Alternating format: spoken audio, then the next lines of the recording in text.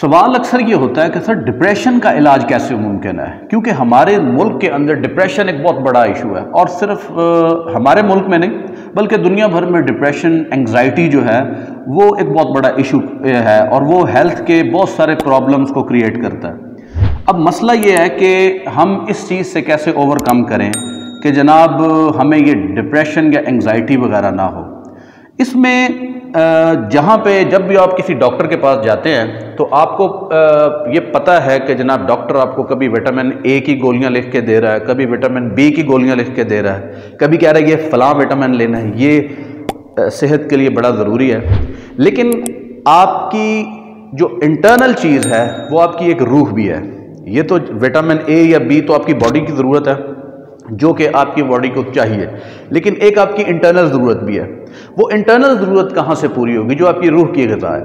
یہ ڈپریشن یا انگزائٹی اس وقت تک صحیح نہیں ہوگی جب تک آپ کی روح مطمئن نہیں ہوگی، اور روح کو مطمئن کرنے کے لیے وٹامن سود یہ ایک بہت بڑی امپورٹنٹ یہ چیز ہے جس کو ہم اکثر اگنور کر دیتے ہیں۔ روح کی غذا وٹامن سود ہے، اور یہ باقاعدگی سے جو لوگ لیتے رہتے ہیں وہ ڈپریشن اور انگزائٹی سے دور رہتے ہیں۔ اور اس وٹامن میں کیا کیا چیزیں شامل ہیں؟ اس میں 5 چیزیں شامل ہیں۔ نمبر 1، اس میں سب سے پہلے صلاۃ شامل ہے جس کو ہم نماز کہتے ہیں۔ دوسرے نمبر پہ ہمارے پاس اس میں صوم یعنی کہ روزہ۔ تیسرے نمبر پہ ہمارے پاس صبر۔ چوتھے نمبر پہ صلہ رحمی، اور 5ویں نمبر پہ ہمارے پاس اس میں صدقہ شامل ہے۔ یہ 5 چیزیں ہیں جو روح کی غذا ہیں۔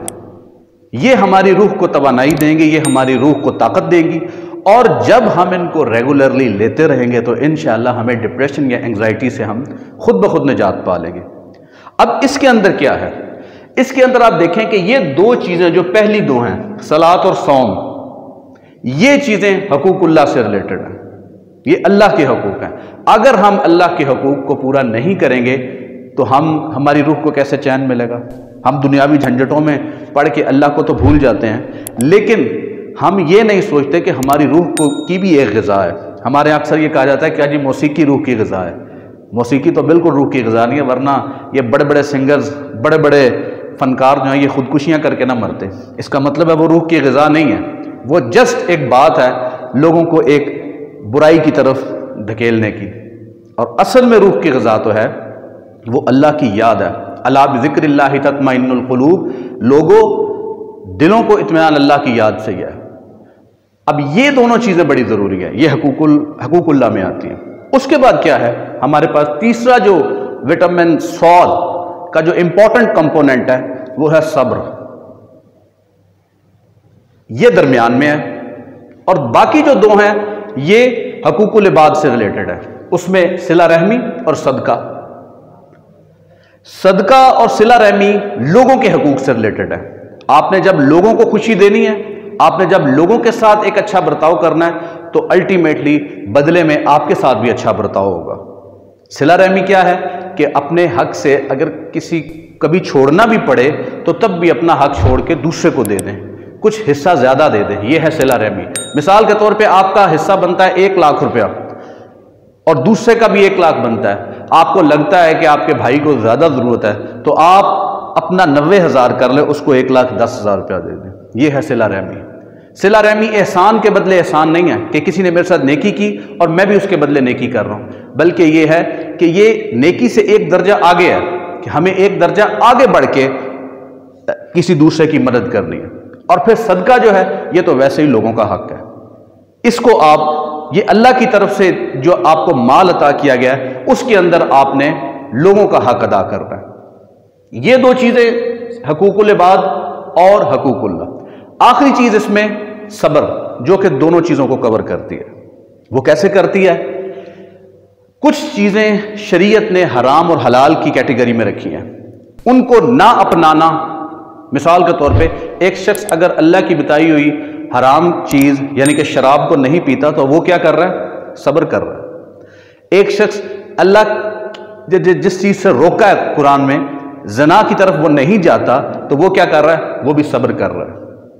اسی طرح ایک شخص نماز کی پابندی کرتا ہے، صبح اٹھتا ہے، تہجد کے وقت بھی اٹھتا ہے اور 5 وقت وضو کرتا ہے، اور اس کے بعد وہ اپنی روٹین بناتا ہے۔ ڈیفینیٹلی 5 وقت نماز کے لیے وقت نکالنا یہ ایک مشکل چیز ہے، لیکن جو اس پہ صبر کے ساتھ قائم رہتا ہے اس کو پھر اللہ تعالیٰ کے ہاں جو انعامات ملیں گے وہ دنیا اس کا تصور بھی نہیں کر سکتی۔